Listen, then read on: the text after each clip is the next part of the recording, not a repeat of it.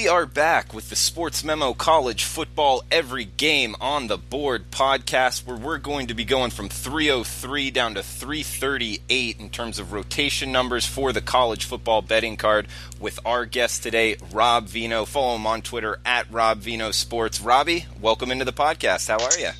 I'm good today, Drew. How are you? I'm doing good, bud. Excited to get your opinion on a lot of these college football games. Guys, we're going to have today's segment, and then we'll have two segments tomorrow finishing off the card. But we got, about 20 games here, starting on Thursday night, Robbie, with 303-304 Tulsa at Houston, an AAC matchup here. High total. It's at 70 right now at Bookmaker and Bet Online, and it looks like Houston, the Cougs, laying 17.5 or 18, depending what book you want to go by. But, Robbie, how would you look to bet Tulsa at Houston? Well, I think the first thing is they're both off of a bye week, and maybe it was needed by both of these teams to have the bye land where it did. For Tulsa especially, Drew, because that's a team in flux right now. It looks as if we're going to get our first look at redshirt freshman Seth Boomer as the quarterback for Tulsa. Head coach Philip Montgomery not happy with the turnovers committed by the Golden Hurricanes so far. The season to date, through the first 4 games, has been somewhat of a disappointment for them. But when you look at the offensive numbers, the negative numbers, 14 sacks allowed so far this year, and then 13 turnovers to go with that. The turnovers are what they're trying to eliminate here. It's a tough decision from what I read for head coach Montgomery, because they really like Luke Skipper at quarterback, but the fact is they don't want to deal with shooting themselves in the foot much more. So, like I say, we're going to see a first-time quarterback in all likelihood tomorrow, Seth Boomer. This total that you mentioned rising up and over the 70 mark, the 71, I think if you were just going to go what's been put on paper as far as results are concerned so far, you would think that's a little bit high, because Tulsa has been a better defensive team than offensive. And right now, Tulsa hasn't played a single game that's gone over the 70 mark this season. The highest they got to was 65 against FCS Central Arkansas, and then against FBS opponents, nothing over 50. This total is completely attributed to the Houston Cougars, both offensively and defensively. I think people look at the defensive pass yards allowed number and think that automatically Tulsa can come in and throw for yardage against them, and that might be the case.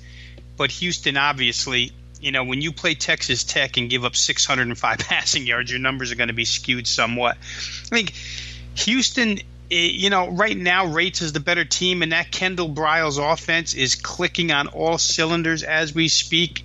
Just not real sure what Seth Boomer is going to bring to the table as the quarterback of Tulsa, because in my opinion, they've got real good offensive parts around him and the capability to be a good offense. Philip Montgomery comes off that Baylor tree under Art Briles, and he loves to throw it around and score points. I think preseason people thought that was what was going to happen. It hasn't happened so far, but it could break loose at any point. Interesting game. Right now, I'm not committed to side or total in that one. And guys, before we go too long, obviously if you're listening to the podcast, you're, I'm guessing either on iTunes or the new Sportsmemo website. Do want to let everybody know we did kind of upgrade everything, security, functionality. You'll see it a lot quicker.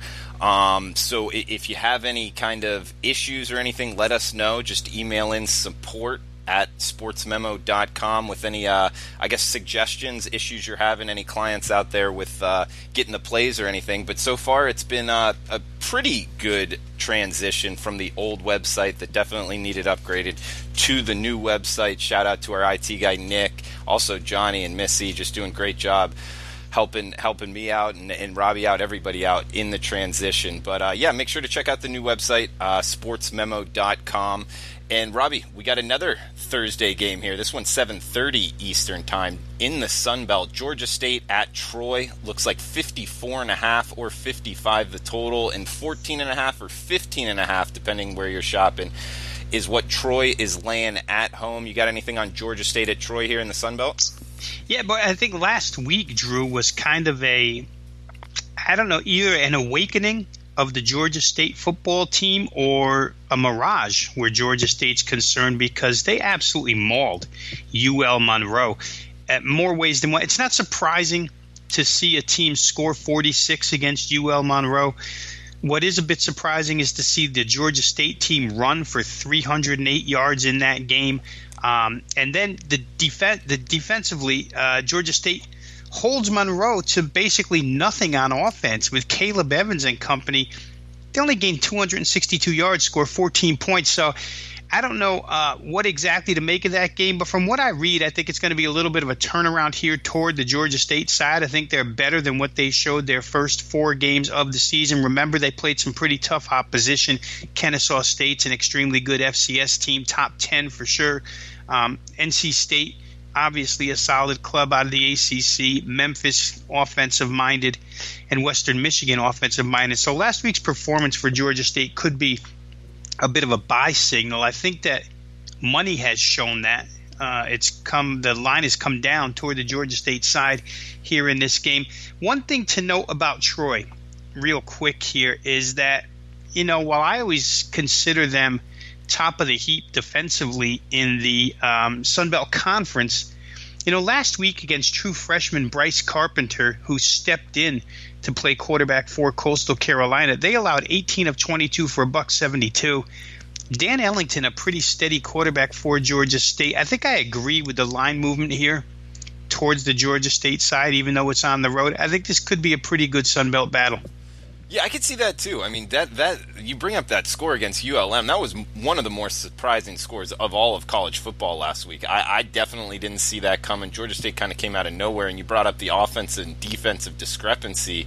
I'll tell you, the Georgia State scoring, I think we could all see that because ULM's defense isn't very good, but holding ULM to, 14 points you said, Robbie?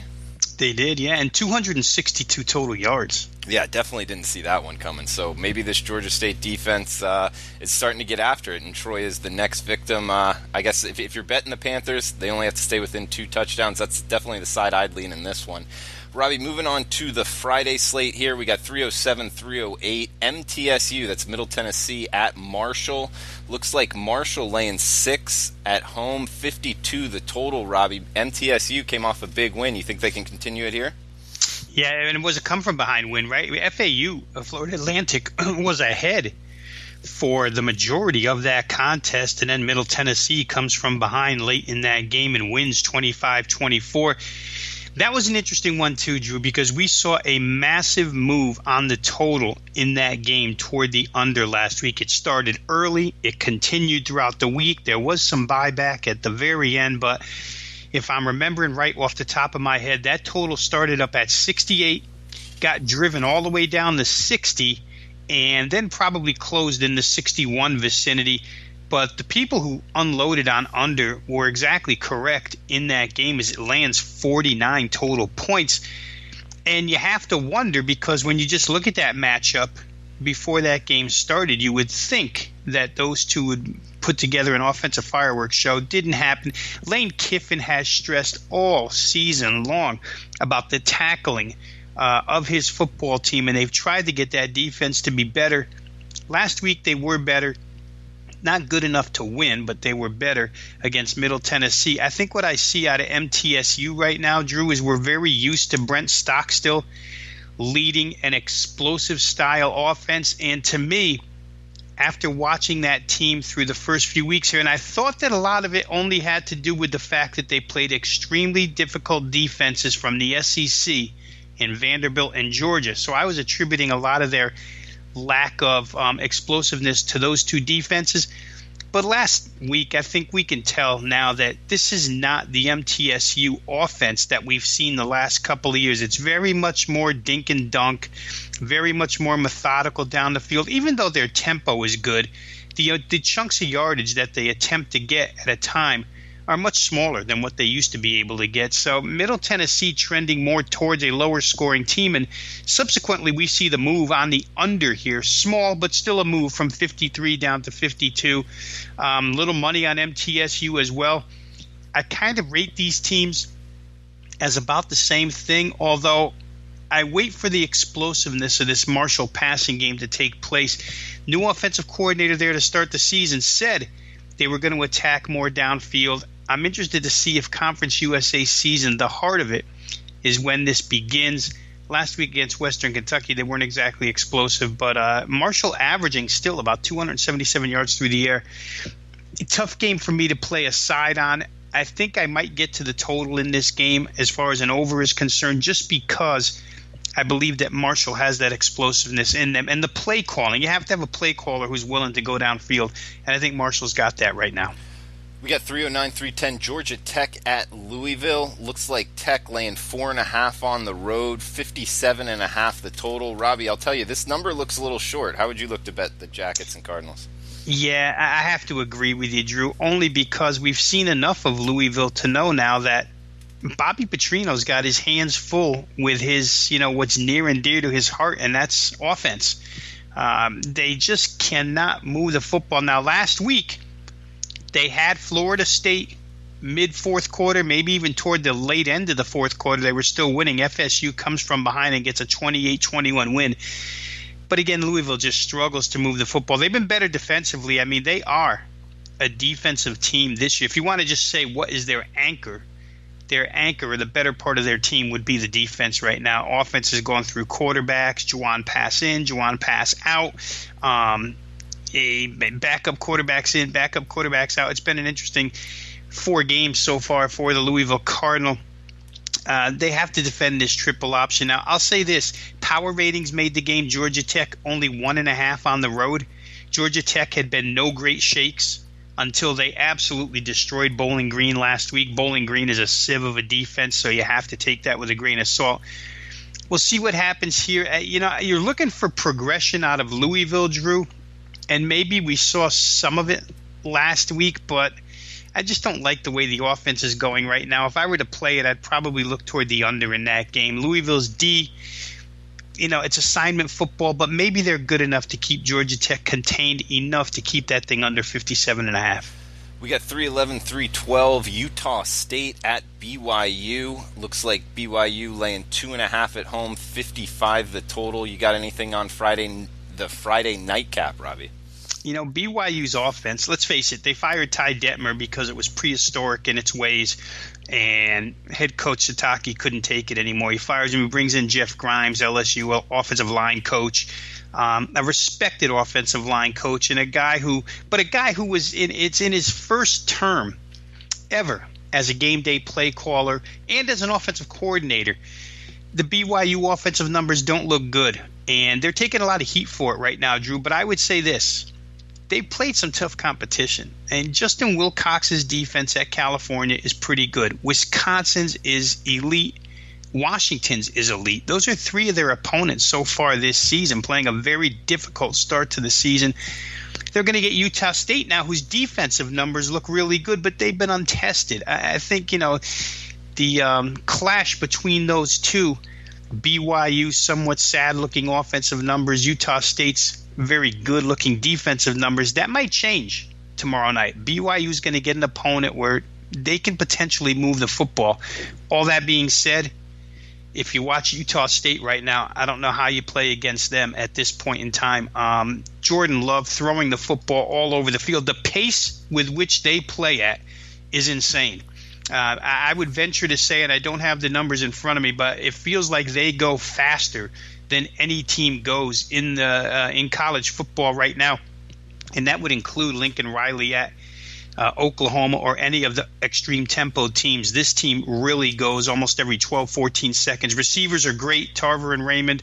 I think you might see a higher scoring game. That total obviously is based on averages between the two teams, and I don't know that averages are going to hold up tomorrow in this game. I think BYU's played a more difficult schedule than people give them credit for, and Utah State, the way they move the ball and at that pace, they can put up points on anybody.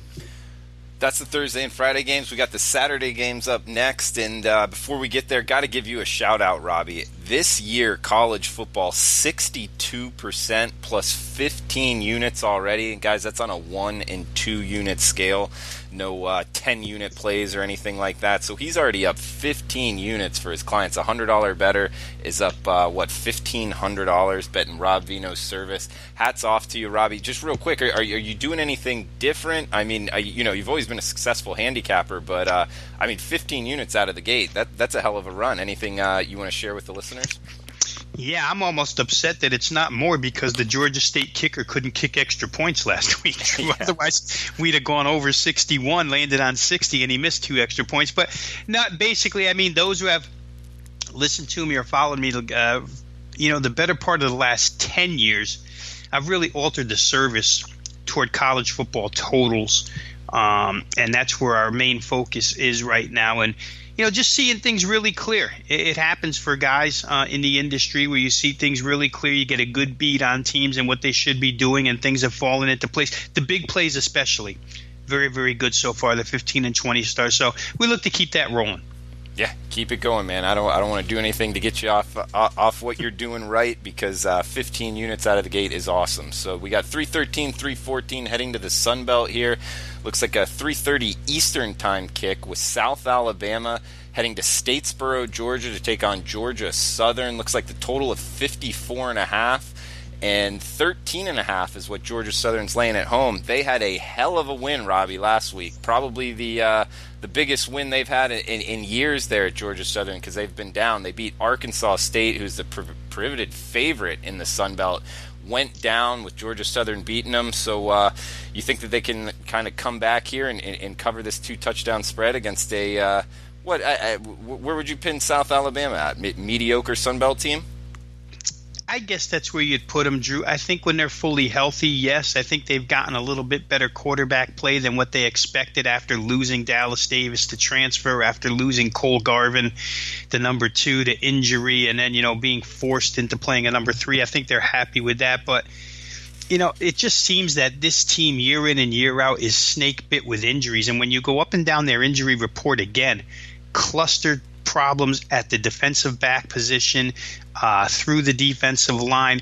And I just, this number has gone down, and I don't know if this is a situational play or a situational fade against Georgia Southern, or if there is money out there that honestly believes that South Alabama can score on the Georgia State defense enough to be able to duck in under a number. Of course, a double-digit number. You don't have to score tremendously, but still, Georgia Southern has done nothing to discourage anybody who's bet on them so far this season. They've been very, very good.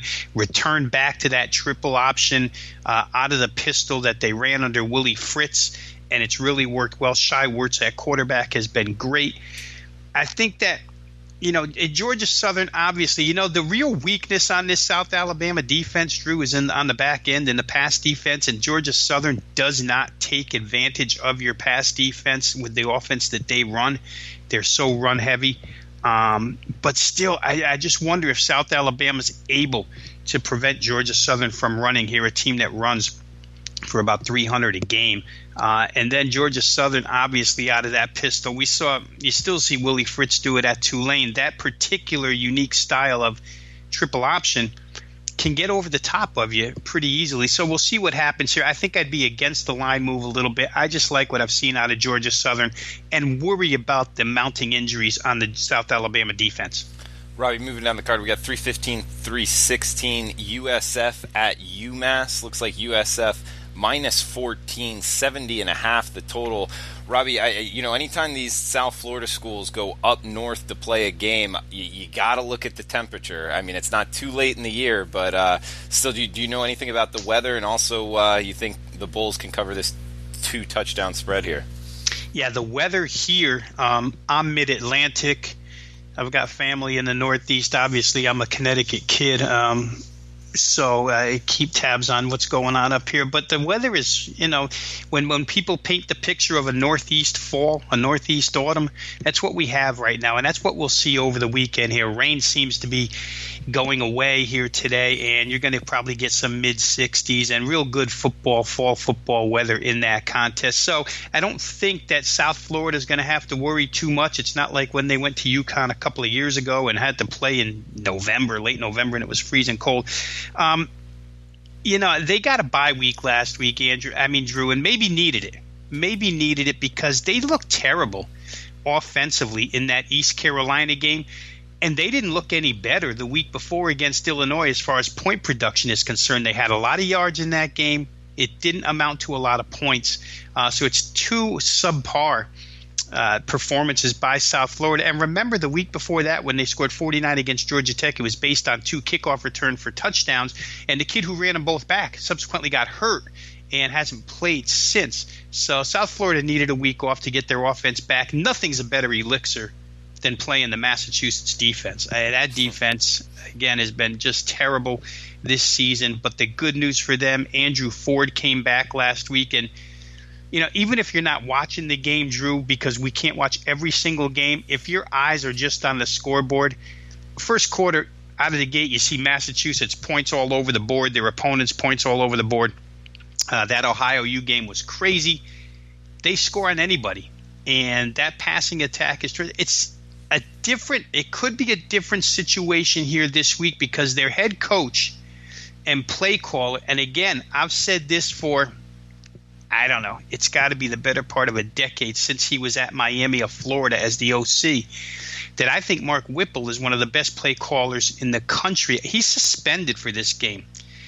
He made a post-game remark referring to the word rape about his defense, the way they were beat up last week, and subsequently it drew a suspension.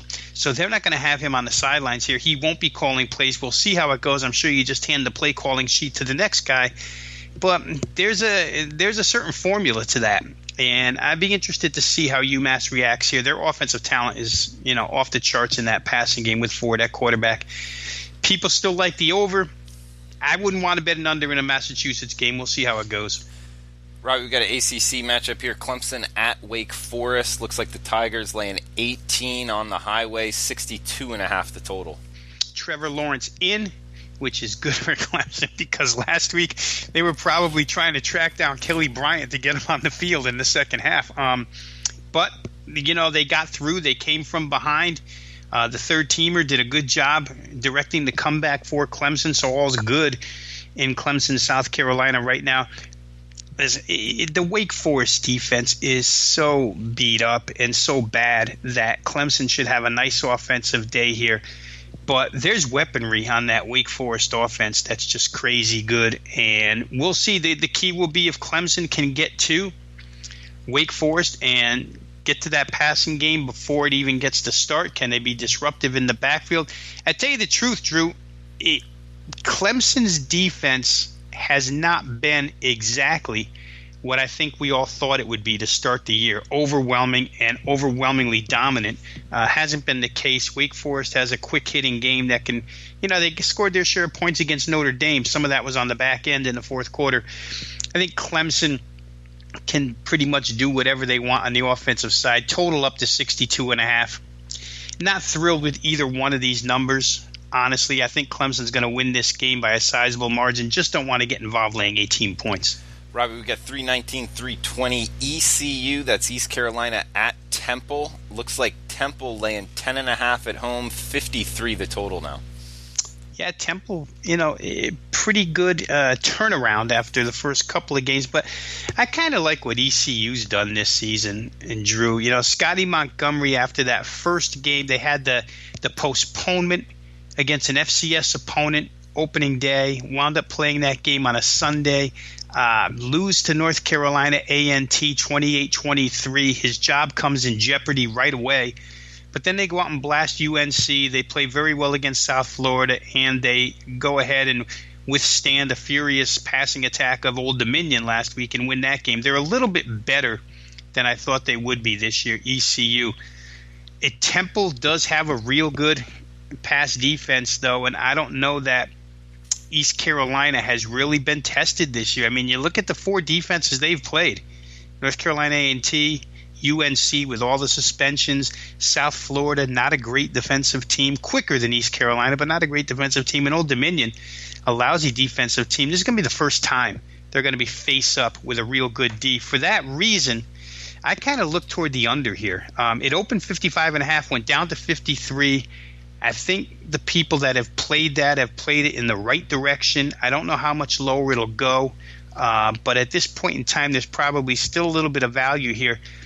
East Carolina's defense somewhat surprising, and I think that Temple's defense will do a good job against ECU in that game.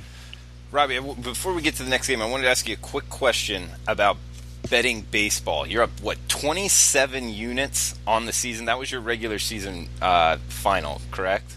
That was, yep. Man, doing run lines, I was watching you all year. It was very impressive. I mean, not only are you killing it in college football, you're killing it in baseball as well. And going into the playoffs here, what kind of changes are you going to make, just real quick, on betting playoff baseball compared to regular season baseball?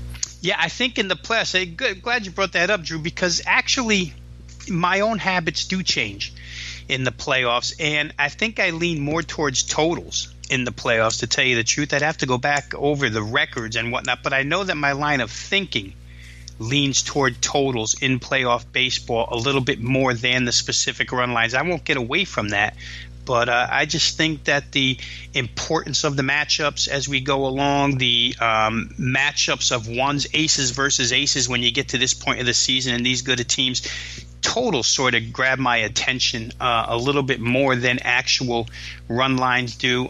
Underdog plays certainly straight up. We had one the other day with Milwaukee in that divisional title game against the Cubs, plus the price. So that'd probably be the major change here. We would look a little more towards the totals and probably toward underdogs plus price. All right, 27 units on the MLB season, and guys, we just discounted the MLB playoff package, so it's I believe it's $99, and it will get you all the way through Game 7 of the World Series. And Rob Veno's the best choice at Sportsmemo, one of the best you'll find in the country. I mean, guys up 27 units. That's on a 1 and 2 unit scale. And in baseball, no matter what you hear out there, that's a heck of a season. Not many people doing that. But, Rob, back to college football here. 3-2-1, 3-2-2 in the MAC. We got some action. Northern Illinois, Ball State. Looks like Northern Illinois opened 4. Down to 2.5 at some shops now, with Bookmaker kind of leading the way here, under 3. Other shops are at 3. 53 the total. Do you agree with this move towards Ball State taking some money? Yeah, I'm a little surprised, Drew. I tell you the truth, Power Ratings made this game NIU 5.5. Remember last week when they played Eastern Michigan, the money went towards Eastern Michigan and against Northern Illinois. I think that there's, a percentage of folks out there who have somewhat of a slight disrespect. I hate to use that word because it sounds like people don't like other people, but there is a certain money disrespect toward Northern Illinois right now. And to me, they've been the kingpin of that conference for a while now, and I still think that they're one of the best in that conference. And because they got off to a little bit of a sluggish start, I think you have to look at the opposition that they played. It could be, Drew, that if we look back to game 1 of the season for Northern Illinois, money came in steadily on the Huskies against Iowa in that game. That game opened 14.5, went all the way down to 10. Seemed like everybody was on Northern Illinois as a very trendy underdog play in week 1, and they get blown out 33-7. And after that, everybody's away from Northern Illinois. Nobody plays them anymore. Same thing here against Ball State. Last week, Ball State gets a big win over Kent State. We've talked at length about the return for Ball State of Riley Neal at quarterback and James Gilbert at running back, 2 guys that were hurt last year and really derailed their season. Those guys have come back to play good offensive football. They showed it last week against Kent State, but everybody shows it against Kent State's defense. I'm not sure that I would be looking toward Ball State here. I still think there's a class difference between these two teams. I think if you take the Notre Dame game, which maybe some will point to in Ball State's favor, saying, wow, they played Notre Dame really close, and look, Notre Dame's 6th in the country. Let's remember that Notre Dame looks like a real different team with Ian Book right now, and he didn't play in that Ball State game. So there's a number of reasons why I think Northern Illinois is the right side here, and I'm a little bit surprised at the line move. When did Ian? So Book didn't play in the Ball State game. He came in the next game. He started in the Wake Forest game. Okay. Yeah, that's when they benched Winbush and put Book in, and those are the last 2 games Notre Dame has played. And certainly, they look like a different offense because, again, they're capable of doing more things, being more diverse and balanced on offense. Absolutely. And Robbie, we'll keep moving down the card here. 3-2-3, 3-2-4. Syracuse, Pitt, two teams coming off of two losses here. Syracuse losing a close one to Clemson, hard-fought one, and Pittsburgh pretty much getting their doors blown off by a really good UCF team. But either way, it looks like Q's is laying 3.5 on the road, 58 the total, Robbie.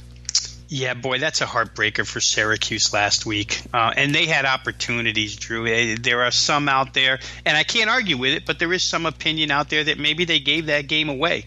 They could have managed the clock a little better. They could have done a couple of things a little bit better to win that one. But, that's kind of the sign of a team that hasn't really been in that situation before, although they beat Clemson last year at home. But they wilted at the very end against a team that was down to their third-team quarterback. Tough loss for Syracuse, but I could see a bounce back here. It's another ACC game. You can't fold up shop and continue crying over a loss like that you think you should have had. I think Syracuse has certainly proven to be the far superior team of these two on both sides of the football. Pittsburgh, a major disappointment on defense, like you said last week, and we get it. The Central Florida team is going to make a lot of defenses look silly, but right now, Pitt, the week before, they gave up 38 points to UNC, and as we speak, Pat Narduzzi's defense has given up 431 yards a game. It's not a real improvement on defense for them. Kenny Pickett's been disappointing at quarterback. That offense hasn't gone anywhere. Fundamentally, this looks like Syracuse all the way. It's situationally, how do you think they'll bounce back? How can head coach Dino Babers get his team up for this one? I don't think it's going to be a problem. I've talked to others this week who think it can be, but I would like the Syracuse side. Pittsburgh, pretty good home field, but I don't know that it's enough to distract me from Syracuse. What I'd like even better here is probably the total. I don't know how this one stays under 58 points. Again, we've talked about a few games on this podcast, and I've bucked a few of these line moves. I would buck this one as well. You're talking about a great day in Pittsburgh, Pennsylvania on Saturday, 80 degrees, and a defense that can't stop it. I don't know how they're going to stop Dino Babers' offense, so I may look toward the over in that game as well. Robbie, we got an AAC clash here, 325, 326. SMU, that's Southern Methodist at UCF. Looks like 75.5 the total now, talking about high totals. This one getting pushed up. And it looks like what some people would consider the defending national champions laying 24 at home. What do you got on SMU versus UCF, Robbie? Well, there's something else as far as offense is concerned. Not that we didn't know that going in, Drew. The very first game of the season against UConn, I think we knew they were going to be under Josh Heupel even faster. He had proclaimed he was going to make UC fast even faster. And they performed with such execution behind Mackenzie Milton at quarterback. Last week, I thought that Pitt had a chance to go in there. I was a little weary of fourth quarter and maybe the heat taking care of Pittsburgh, making them too fatigued to continue on in the fourth quarter and play up to their potential. But it didn't take that long. Pittsburgh was out of that game immediately. UCF dictated everything. And against SMU here, a team that's, again, here's another head coach, Sonny Dykes, who took a lot of flack after the opening game that they played against North Texas, where they were just, beaten on both sides of the ball badly. They've come back a little bit to play pretty good. Ben Hicks has played fairly decent. The team has played fairly decent, but when you get into a scoring match with UCF, that's difficult. I do think that, unlike Pittsburgh last week, SMU's capable of sliding in under a number, and this number just, the numbers on Central Florida continue to get higher. I believe, Drew, that this number, they're laying almost as much as they were laying against Connecticut, and the difference between Connecticut and SMU is sizable. So I would probably look toward the underdog in that game. People are pounding the over.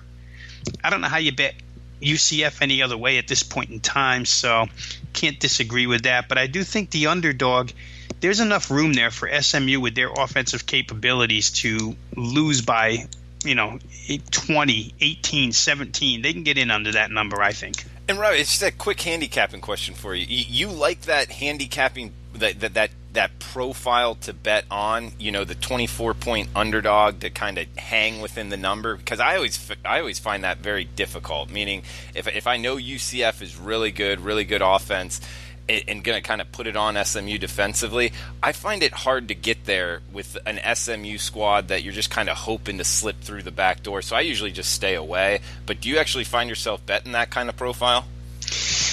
I really can't say that, Drew, because I just treat them all individually. I'm sure there's instances where it would work. And in this case, I would say this. Know your head coaches.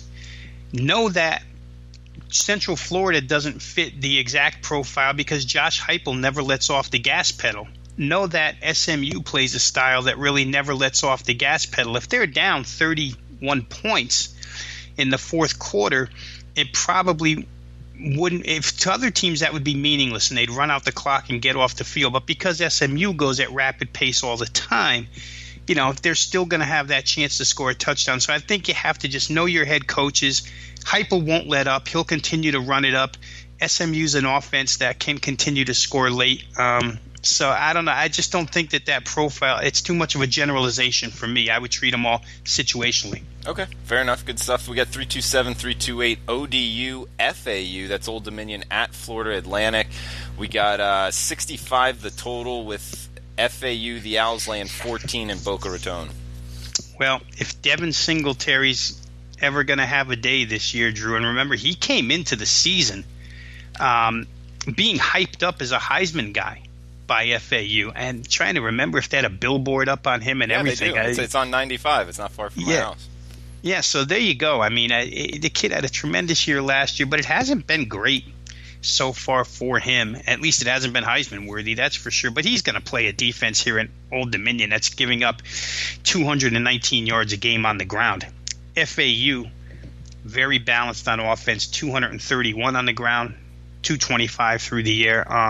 This could be a game where Singletary goes crazy against Old Dominion. However, all that being said, Old Dominion has found themselves a passing attack all of a sudden the last 2 weeks of the season.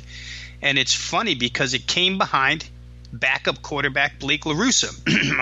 The Virginia Tech game, they could not stop that team from throwing the football. And last week, again, against ECU, they threw it real well. FAU could have trouble. I talked earlier about Lane Kiffin just stressing out over how bad his defense has been, and especially the tackling portion of it in the back seven. And, ODU's receivers are big guys. They could have some trouble there.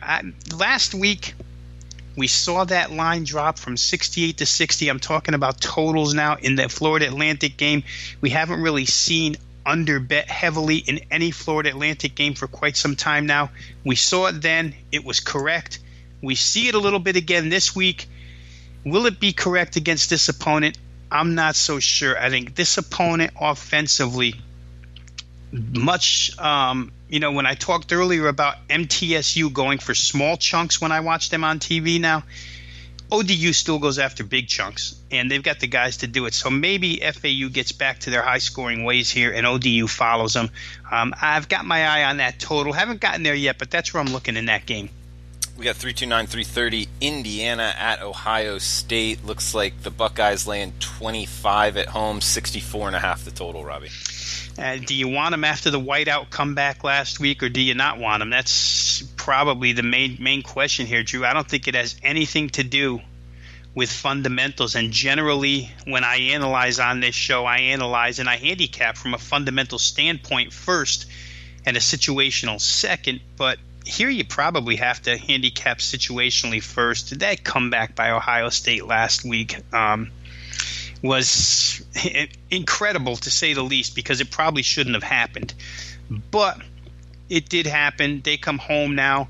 And this is a team that's used to winning, and you hate to think that they remain on cloud nine, but you can definitely see a scenario where they come out and sleepwalk through a quarter and a half and then wake up and go on to win the game rather handily. Is handily more than 25? I'm not sure. Indiana's not a bad team. Peyton Bender's a pretty good quarterback. Tom Allen puts together a real good defense, and he'll have them ready. So I think this one definitely it goes totally to that one situational angle, because I think Indiana's live enough, both offensively and defensively, as an underdog to come in here and take 25 points and get themselves a cover. It would be the way I looked if I played that game. Guys, we got 4 games left. Make sure to check out the new Sportsmemo.com website. New, secure, functioning really good, really fast. So getting everything squared away. And if you need anything at the new site, support@sportsmemo.com is the email to help you out with anything you need there. But we got 331, 332 Boston College at North Carolina. That's North Carolina State, NC State, excuse me. And we got -4.5 NC State laying at home, 58.5 the total, Robbie. Boy, and the pack has surprised me, Drew, on the defensive side of the football. I mean, I thought for sure when they lost all 4 defensive linemen to the NFL draft, Bradley Chubb and company, and I believe they had the second most NFL draft picks of any school last April. I thought for sure this defense was going to be the weekend of this team, but wow, they've played very, very good. James Madison is no joke as an FCS team. I mean, they won the championship within the last 2 years, and they're likely headed for the championship game again this year. And NC State holds them to 13 points, shut down Georgia State, got Marshall to 20, and last week took out Bryce Perkins and Virginia in pretty easy fashion. So I know a lot's made, of the quarterback position here, but the defense has really been the surprise. And for Boston College, a team that has gone on a 2-game skid now, and with the potential of not having star running back A.J. Dillon available for this game, I think that would lean you toward the NC State side. The line is moved from 3.5 up to 5 accordingly. I think that's probably the way it should go until we get a firm verdict on Dillon. I think it's as surprisingly good as NC State's defense has been. That's how surprisingly bad Boston College's defense has been under Steve Adazio. They've absolutely lost touch with how to play defense there. 59 the total in this one, Drew.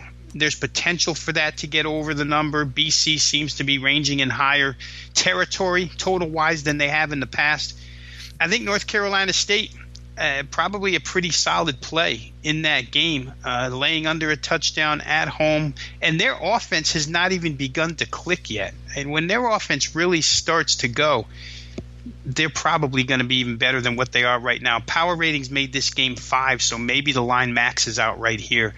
But hard to be on BC right now, especially without Dillon. We'll wait and see on his status. Robbie, we'll move to the SEC, a big one here. The 3:30 Eastern, 12:30 Pacific kick on CBS, 333 with LSU visiting Florida. Looks like the Tigers of LSU -2.5 on the highway, 43.5 the total in the Swamp, Robbie. And I'll tell you, Florida has kind of, the people were ready to throw them out a couple weeks ago, but I believe they've come back with 3 straight up and ATS wins versus LSU that we've known has been surprising. Really good defense, both sides of the ball. We see it in the total here with 43.5. How would you look to bet this one? Yeah, I think I'd be on the LSU side here, Drew. I really do. I think that LSU benefited from having a rather easy game last week, while Florida was grinding it out with Mississippi State right on the heels of playing that rivalry game against Tennessee. Not that Tennessee, personnel-wise, matched up with Florida, but just the intensity, the 100% focus that you give to that game on the road. Then you go on the road again. Dan Mullen back home at Mississippi State, the intensity, the focus, the excitement certainly that was put into that game. Come back home and play LSU now, who's better than both of those teams? I'm not so sure. I think that those two drain Florida a little bit. Now, there's another line of thinking here that, and you can't argue it, because there's another line that says that Florida's gaining confidence as they go along with these wins. I would take the other approach. I don't know that they can come back with the same type of effort, and I don't know that that effort would be good enough against LSU right now anyway. LSU, Joe Burrow seems to be settling right in at quarterback. They're making plays on both sides of the football. And I'll say this real quick, that the offensive play calling right now with Steve Ensminger at the helm as OC after they fired Matt Canada, LSU does attack down the field. And when they attack down the field in the passing game, you have the thought process that, hey, they might complete this one. Plenty of years have gone by where they throw the ball downfield and you think that's going to be 10 yards overthrown, 10 yards underthrown. They're not going to complete a pass. LSU completes passes right now, and I like the play calling. I wasn't a big proponent at the time of the switch of OCs and the way that Coach O handled it, but I think he did the right thing here for his team. They look real good right now. Under a field goal on the road. Road's not going to phase them, swamp or no swamp. I would look towards LSU. Yeah, I agree with you. And they've already proved that they could win on the road as, a 9-point dog went into Jordan-Hare and knocked off Auburn. So it's going to be a similar type atmosphere. But, I think LSU's the side. Robbie, real quick, would you take the over or under on 9 punts, LSU versus Florida? Oh, I think you got to play over 9 punts. Yeah, there's going to be plenty of 3-and-outs in that game, I would think, yeah. We got 335, 336, Missouri at South Carolina. Looks like we're seeing pick'ems -1 on each side here, so this is about as even a matchup as the sports betting world is going to say. 64.5 the total, Robbie. Yeah, a few of these games here, Drew, we're getting a little bit, or at least I'm getting a little bit into the psychology and the psyche of teams and how will they bounce back. And in betting lingo we like to call it situational spots, but the South Carolina one is pretty interesting here because I think their season might have gone by the wayside with that loss to Kentucky. It's a team that came in with all kinds of expectations in that SEC East. Week 2 they get Georgia at home. Columbia, South Carolina is sky high. They get blasted. Totally, the game was never close. And all of a sudden, it's almost as if Will Muschamp's team is put back in their place. Talked about how Muschamp took that point in time to kind of skirt around the issue of maybe not liking the up-tempo offense as much as maybe he liked it in the spring game. But then they come back and they get another shot on the road against Kentucky, who was building momentum. Hey, South Carolina can go into Kentucky. We saw a switch of favorites. Kentucky opened the favorite. South Carolina went off the favorite. There was a lot of money in their direction. They lose again, and they lose physically. They got whipped in that game, 24-10. It was a low-scoring game, but it's indicative. The 2-touchdown deficit is indicative of how well Kentucky beat South Carolina. I don't know where they're at now. You lose 2 games inside the division, 0-2 in conference and 0-2 in division. Now you got to play another divisional opponent who's off a bye week and ready to roll here. I think Drew Lock and company, after seeing Georgia, won't be surprised by anything South Carolina is going to have for them. And certainly there's a bit of revenge here for Drew Lock. They get beat handily 31-13 last year by this team. He didn't have a great game. I kind of like all situational ends of the Missouri side here, even though they're on the road. And I kind of like them fundamentally. I know what I'm going to get out of Missouri on offense. Not so sure what you're going to get out of South Carolina on offense. And if Jake Bentley can't go, he's listed as probable now, so we're going to go on the assumption he's playing here. Whether he's at 100% or not, we're not sure. But, the Jake Bentley situation is a little bit of cause for concern. But I just think overall, Missouri will get to that defense. Missouri, with the week off, has it on the situational side. And I don't know where South Carolina's heads are at. I would love to see what Will Muschamp is telling his team right now, because Will Muschamp has always struck me, Drew, as a coach that kind of freaks out when things aren't going great. If you watch him on the sidelines, that's not good for your team. Yeah, Coach Boom is what they call him, right? Yeah, absolutely. Yeah, great defensive coordinator. I guess how good of a head coach he is still up in the air. But, he can be a little wild on the sidelines. At least he used to be. But, Robbie, this is the last game, right? Maryland, Michigan? This is the one. All right, and then we'll be back starting tomorrow with Tulane, Cincinnati. Teddy Covers will cover that. And, guys, like I said a couple times, we got the new site up. Make sure to check it out, sportsmemo.com. Robbie's MLB, he'll have his playoff selections up. 27-unit positive regular season. Looks to continue it in the playoffs. Also, college football. Robbie's a great choice. Over 60% on the season, up over 15 units as well out the gate. So he's seeing it well, obviously knows his stuff. Make sure to check out sportsmemo.com. Rob Veno's a great choice. We got last game here, Robbie, 337-338, Maryland at Michigan. Looks like the Wolverines laying 17 or 17.5 at home, 47.5 the total. I think this number is a little too big, Robbie. You agree with me? Well, I'm not sure. I'm not sure that I disagree with you either, though. So let me just say this, that the status of Rashawn Gary for the Michigan football team on the defensive side will be important here. Status for Chris Evans will be important here. Listen, I saw enough out of Maryland in that Temple game to know that if they cannot run the football, they can't hurt you. They're not going to. Temple totally shut the running game down, and Maryland could not find a way to move the football through the air. Temple's defense and Michigan's defense are night and day. I mean, Temple's a good AAC defense. Michigan's an elite national defense. And right now, on the ground, they're only giving up 82 yards a game.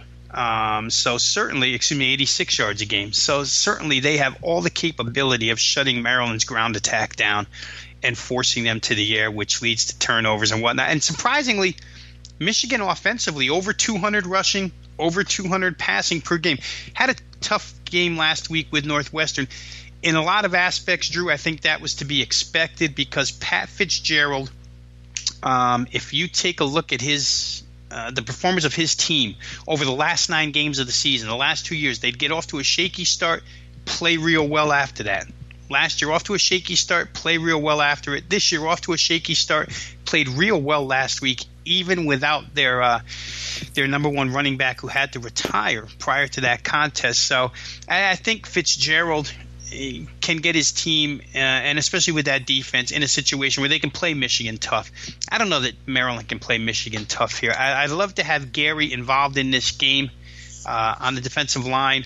If he is, they probably shut Maryland down cold. I just don't – I wouldn't base my selection on or against Michigan on last week's result, whatever. But I would base my selection on this game on the fact that Maryland, if they can't run the football, their offense is just not good enough. And over time in this one, I think Michigan over 60 minutes can wear them out.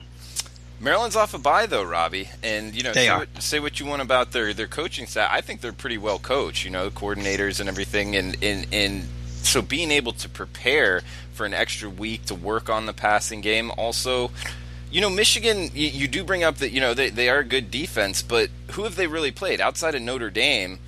I mean, the at Northwestern game, they didn't look that good, right? So they've only played Nebraska, SMU, and a MAC team, so it's kind of a tough to judge, no, with Michigan? I would think certainly it is, but again, if you just go on personnel and what that defense has proven over the course of the last couple of years and under Harbaugh, I think the defense was never really the question, Drew. The question always with them has been, can they move the football?